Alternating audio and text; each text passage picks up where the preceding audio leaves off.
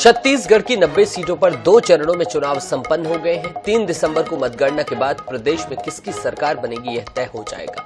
छत्तीसगढ़ की सत्ता में वापसी के लिए एक तरफ जहां कांग्रेस ने पूरी ताकत झोंक दी है, तो वहीं सत्ता का वनवास खत्म करने में भाजपा ने भी पूरा दमखम लगा दिया है। आइए जानते हैं कि भाजपा और कांग्रेस के प्रमुख नेताओं की इस चुनाव में क्या भूमिका रही है, क्या कुछ उन्होंने किया है, इस रिपोर्ट में। छत्तीसगढ़ में 2018 के चुनाव में 15 सीटों पर सिमटने वाली बीजेपी ने 2023 के चुनाव में सत्ता वापसी के लिए पूरी ताकत झोंक दी है। वैसे तो छत्तीसगढ़ भाजपा की कमान दिल्ली के शीर्ष नेताओं ने थाम रखी थी। गृह मंत्री अमित शाह ने चुनाव में दौरा कर चुनावी रणनीति प्रत्याशी चयन की भूमिका में अहम भूमिका निभाई। इसके अलावा कुशल रणनीतिकार प्रदेश प्रभारी ओम माथुर ने प्रदेश प्रभारी के रूप में पूरे चुनाव को कंट्रोल किया। प्रदेश भर में दौरा कर कार्यकर्ताओं को रिचार्ज करने का काम किया। वहीं चुनाव सह प्रभारी के रूप में केंद्रीय स्वास्थ्य मंत्री मनसुख मांडविया ने भी चुनाव संचालन में महत्वपूर्ण भागीदारी निभाई। चुनाव अभियान समिति का जिम्मा राजनांदगांव सांसद संतोष पांडे को दिया गया। चुनाव प्रबंधन समिति का दायित्व रायपुर सांसद सुनील सोनी ने संभाला। वहीं मैनिफेस्टो तैयार करने की जिम्मेदारी सांसद विजय बघेल के कंधों पर थी।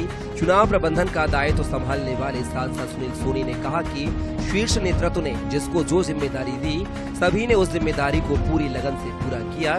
सबके समन्वित प्रयास से ही आज प्रदेश में भाजपा की सरकार बनने जा रही है। प्रदेश के चुनाव प्रबंधन की एक जिम्मेदारी मिली थी और मैंने कोशिश किया है कि उस जिम्मेदारी का ईमानदारी से निर्वहन करूं। मैं इसका श्रेय सारे वरिष्ठ नेताओं को देना चाहूंगा कि सारे वरिष्ठ नेताओं ने इस प्रबंधन के अंदर में अपनी महत्वपूर्ण भूमिकाएं निभाई है और उसका परिणाम है कि आज हम सरकार बनाने जा रहे हैं। और इस सरकार बनाने के पीछे जो है हमारे वरिष्ठ नेताओं की मेहनत, परिश्रम की पराकाष्ठा ये है और हम लोग जो है एक सहयोगी के रूप में अपनी भूमिका को अदा किए थे और जिसके अंदर भारतीय जनता पार्टी का संगठन सफल हुआ है। छत्तीसगढ़ के कांग्रेस नेताओं की अगर बात की जाए तो मुख्यमंत्री भूपेश बघेल से लेकर प्रदेश प्रभारी कुमारी शैलजा और प्रदेश कांग्रेस अध्यक्ष दीपक वैज मुख्य भूमिकाओं में नजर आए। सीएम ने सबसे अधिक 107 सभाएं, रोड शो और बैठकें कर जहां पूरी ताकत झोंकी, वहीं प्रत्याशी चयन से लेकर प्रचार अभियान और राष्ट्रीय नेताओं के दौरे तक प्रदेश प्रभारी कुमारी शैलजा की अहम भूमिका रही। प्रदेश कांग्रेस अध्यक्ष दीपक वैज भी वरिष्ठ नेताओं के साथ लगातार प्रचार अभियान में जुटे रहे, जबकि उप मुख्यमंत्री टी.एस. सिंहदेव भी लगातार कांग्रेस प्रत्याशियों के पक्ष में चुनाव प्रचार करने में लगे रहे। रणनीतिक मामलों और प्रत्याशियों के चयन में भी टी.एस. सिंहदेव की बेहद महत्वपूर्ण भूमिका रही। इसके अतिरिक्त गृह मंत्री ताम्रध्वज साहू और स्पीकर डॉक्टर चरणदास महंत भी रणनीतिक मामलों में अहम भूमिका निभाते नजर आए। कोर टीम के सदस्य के रूप में ताम्रध्वज साहू जहां सभी अहम बैठकों का हिस्सा रहे, वहीं स्पीकर डॉक्टर चरणदास महंत चुनाव अभियान समिति के अध्यक्ष बनाए गए। इस समिति को चुनाव प्रचार के लिए सबसे महत्वपूर्ण माना जाता है। इसी तरह घोषणा पत्र समिति की जिम्मेदारी इस बार मंत्री मोहम्मद अकबर को सौंपी गई, जबकि मंत्री Shiv Dahariya election management committee का दायित्व निभाते नजर आए।